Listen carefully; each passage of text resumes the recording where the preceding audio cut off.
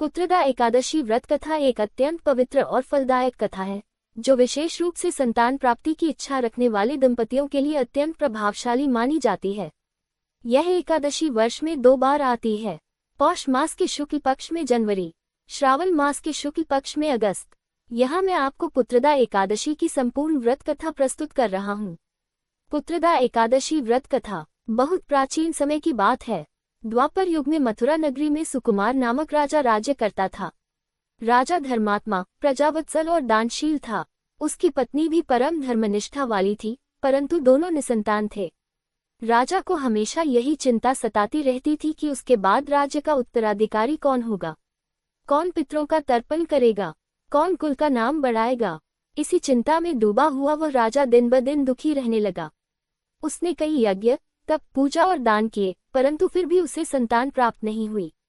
One में तपस्या। एक दिन राजा अत्यंत दुखी होकर वन में चले गए।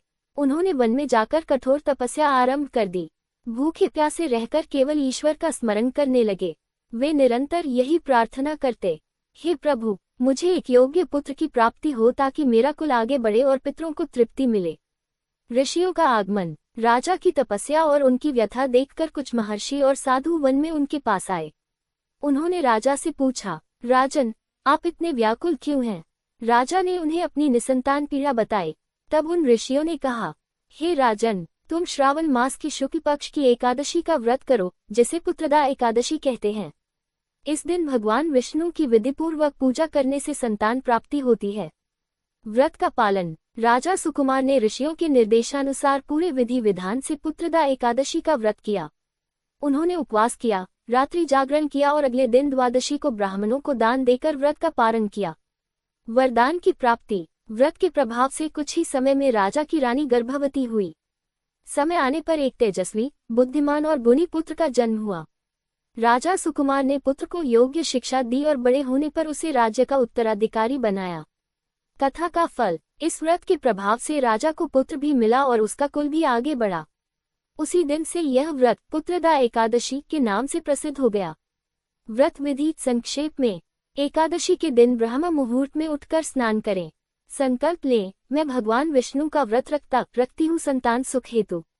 दिन भर उपवास करें, निर्जल या फलाहार सहित। भगवान विष्णु का पूजन करें, तुलसी पत्र, पीले फूल, दीपक, धूप, नैवेद्य अर्पण करें। विष्णु सहस्रनाम या भगवद गीता का पाठ करें।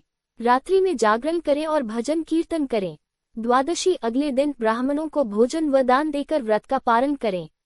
विशेष लाभ। संतान की प्राप्ति, संतान की उन्नति और दीर्घायु, पितरों की तृप्ति और मोक्ष, पुण्य और धर्म की वृद्धि। ध्यान दें, जो स्त्री पुरुष पुत्रदा एकादशी का व्रत श्रद्धा से करते हैं, उन्हें अवश्य ही उत्तम संतान की प्राप्ति होती है। यह व्रत मनोकामना पूर्ति के लिए अत्यंत फलदायक माना गया है।